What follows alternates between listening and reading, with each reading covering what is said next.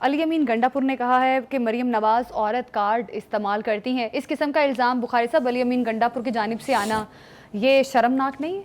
देखिए, दो बातें हैं। एक तो ये कि ये जिस किस्म की बदज़बानी वो करते हैं, जिसका मुजाहरा उन्होंने पेशावर के जलसे में किया, फिर लाहौर से वापसी के रास्ते में किया और अब फिर कर रहे हैं, ये मेरे ख्याल से उस स्ट्रेटजी के ऊपर अमल पैरा है कि हमने बानी पीटीआई को बाहर नहीं आने देना, क्योंकि वो बाहर आ जाएंगे तो हमारी चौधराहटें ख़त्म हो जाएंगी ना। देखें ना, आप सोचें ज़रा कि खान साहब बाहर हैं, वो आर दे, इनको कोई जानता नहीं था उनके पीछे, जाहिर है। तो इसलिए वो ऐसे ऐसे हालात पैदा करेंगे कि खान साहब को कोई बाहर ना आने दें। एक बात। दूसरी बात ये कि ये बदजुबानी जो है ये तरबियत का असर होता है। ये हमने अपने बड़ों से सुना है कि जो आपकी तरबियत होती है, जिस तरीके से औरत के बारे में आप बात करते हैं, जब आप घुंघरू बारात ढोल लेके आएंगे, जब नोट वखा मेरा मूड बने कहेंगे, तो ये आपकी तरबियत का अक्स है। ये आपकी ग्रोथ कैसे हुई है ये उसका है। दूसरी बात ये कि आप उन्हें कह रहे हैं कि जनाब आप ही वाहद खातून नहीं है। भाई, खातून की इज़्ज़त करना तो लगता है आपने सीखा ही नहीं है।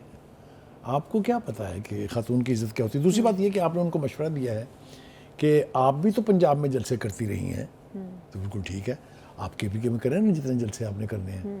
आप तो हमलावर होने आते हैं दूसरे सूबे के ऊपर, सारा साजो सामान और इक्विपमेंट साथ लेके, ठीक है जी। और एक और बात जो मैं कहना चाहता हूँ ये कि वज़ीर आला साहब को ये इदराक होना चाहिए कि एक सूबे के चीफ मिनिस्टर की क्या जिम्मेदारियाँ हैं। उन्हें पता होना चाहिए कि चीफ मिनिस्टर कभी हमलावर नहीं होता दारुल खिलाफे पर।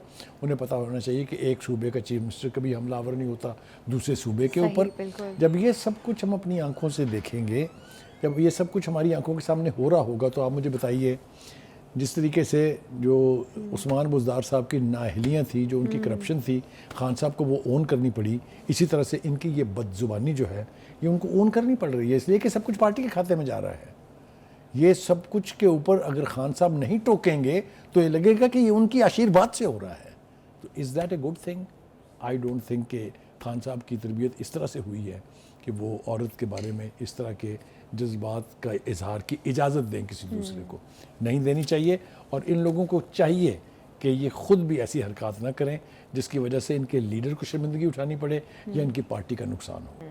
बिल्कुल, अली अमीन गंडापुर को हमने बारहा देखा है जिस तरह से औरत को टारगेट करते हैं, और उनकी पिछली तकरीर जो थी वो भी आपके और हमारे सामने है, जिस किस्म की उन्होंने तकरीर की और औरतों को, सहाफ़ियों को, तमाम लोगों को टारगेट किया। वैसे तो बानी पीटीआई कहते हैं कि हम असूल की सियासत करते हैं, लेकिन यहाँ कहीं असूल नज़र नहीं आ रहे। लेकिन बदकिस्मती की बात यह है कि फिर जेल से ही खान साहब ये कहते हैं कि I own every word of what Ali Amin Gandapur has said.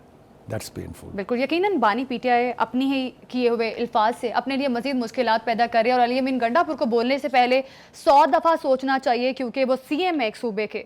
इसी के साथ प्रोग्राम से हमें दीजिए इजाज़त। अल्लाह हाफिज़।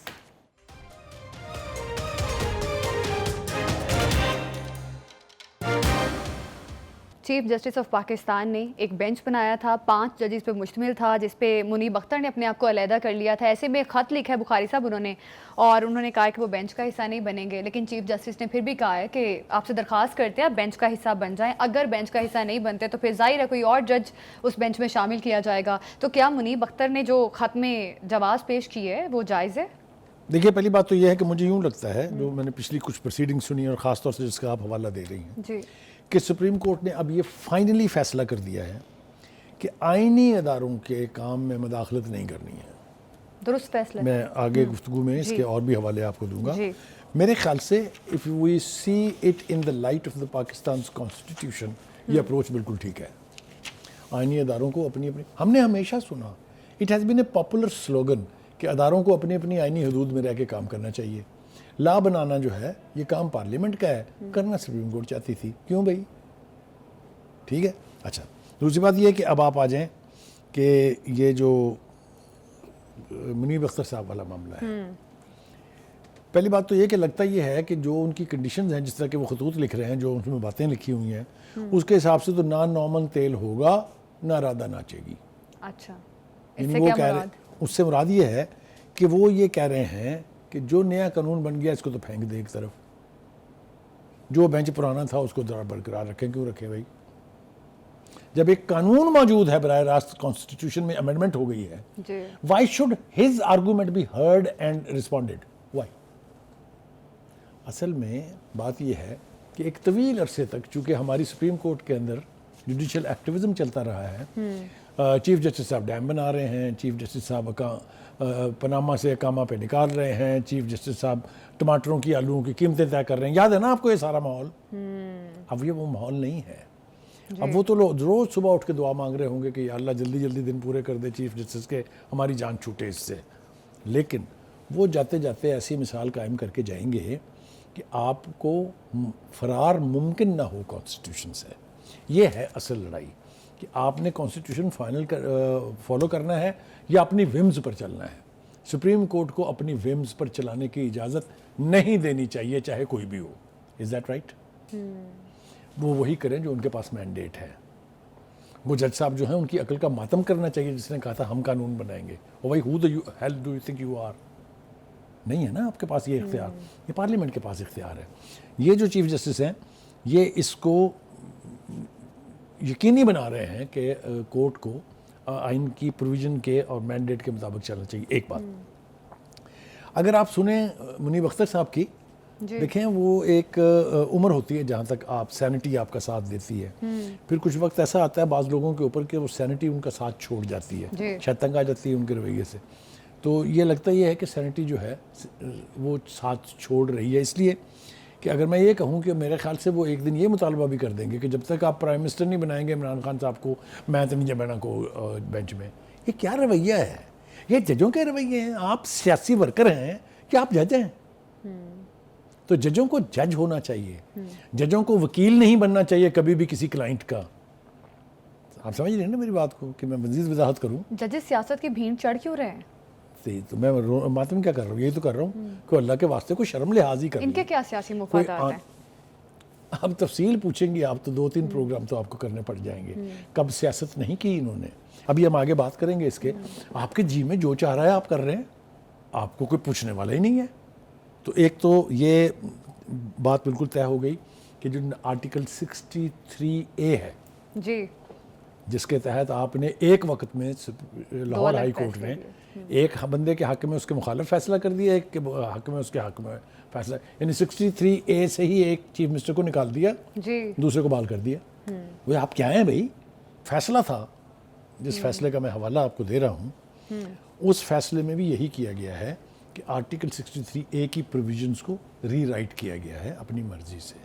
उसको अंडू करना बहुत ज़रूरी है जी, बिल्कुल ठीक है।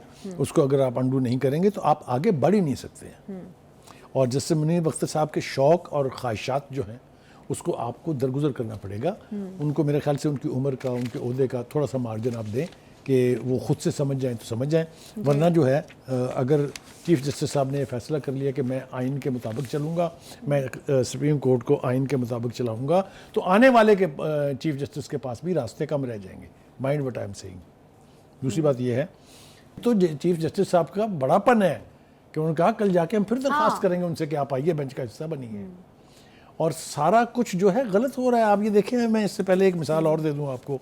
आज जो चीफ जस्टिस और अली जफ़र के दरमियान मुकालमा हुआ है, वो मेरे ख्याल से अपने नाज़रीन के साथ शेयर करना बहुत ज़रूरी है। वो एक पटिशन लेके गए, चीफ जस्टिस साहब ने अली जफ़र साहब से मुकालमा करते हुए कहा कि नज़र सानी में फुल कोर्ट बनाने का कानून मौजूद है। तो हज़रत साहब ने जवाब दिया नहीं, कानून तो मौजूद नहीं है। तो फिर आपका दिमाग चल गया है जो आप वहाँ ये रिक्वेस्ट लेके गए हैं कि आप इसके ऊपर फुल कोर्ट बना दें। यार क्या तमस्खुर उड़ रहा है यार। ये इतने बड़े बड़े वकील, इतने बड़े बड़े नाम उनके, अली जफ़र साहब को तो हम बहुत अदब करते हैं कि वो सीनियरिटी और सैनिटी दोनों के एतबार से बहुत सारे दीगर लोगों से बेहतर हैं, लेकिन ये तो बिल्कुल मजाक है। चीफ जस्टिस ने उस पर उन्होंने कहा कि उन्होंने पूछा उससे ऐसा कोई कानून मौजूद है? उनका ऐसा कोई कानून मौजूद नहीं है। तो चीफ जस्टिस ने कहा थैंक यू वेरी मच, और कोर्ट में कह के लगे।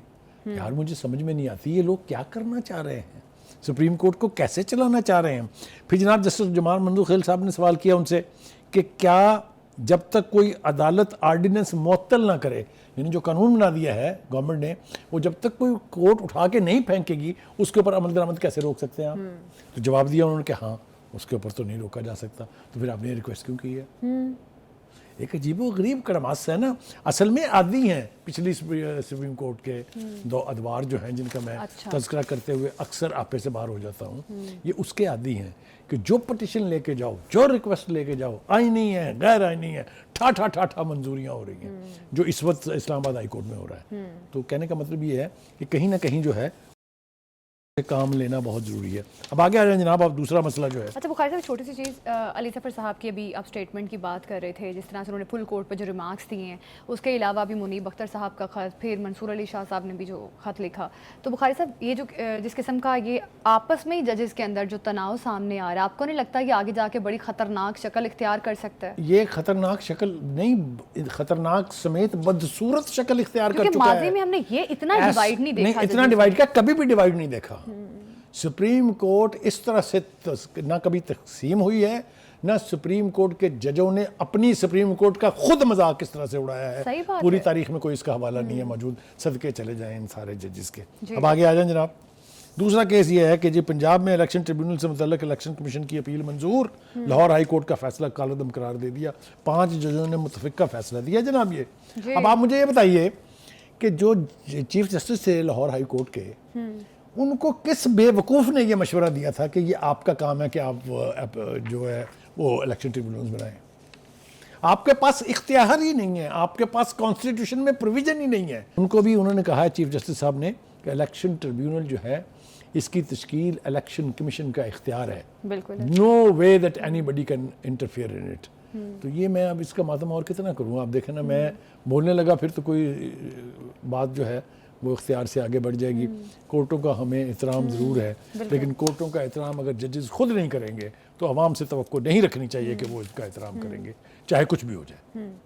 बुखारी साहब, ये खुल्लम खुल्ला जो इख्तियारात की खिलाफ वर्जी है, ये कब तक जारी रहेगी? इसका कोई एंड भी है? देखिए, इस वक्त हुकूमत ने और चीफ जस्टिस ने, मेरे ख्याल से दोनों का जो एक कॉमन पॉइंट है वो यही है कि भाई ये आईनी इदारे हैं, इनको आइन की रूह के मुताबिक चलाएं, अपना अपना काम करें, दूसरे का काम जो है ना। इस पाकिस्तान का सबसे बड़ा डायलेमा क्या है, वो ये है कि हर शख्स दूसरे शख्स का काम बेहतर जानता है, अपना नहीं आता उसको, या अपना वो करना नहीं चाहता। तो भाई आप अपना अपना काम करें ना। अगर आप अपना काम कर रहे होते तो 70,000 केसेस पेंडिंग होते सुप्रीम कोर्ट में। आपने सियासी केस मुकदमात का फैसला करने से फुर्सत ही नहीं मिली आपको। वो जिनको इंसाफ नहीं मिल रहा है वो रो रहे हैं, उनके दादे ने केस किया था, पोता लड़ रहा है जी। तो कहने का मतलब ये है कि अगर जजेस खुद से अपने इंस्टीट्यूशन का मजाक उड़ाएंगे तो फिर अवाम को और क्या चाहिए। बिल्कुल बिल्कुल।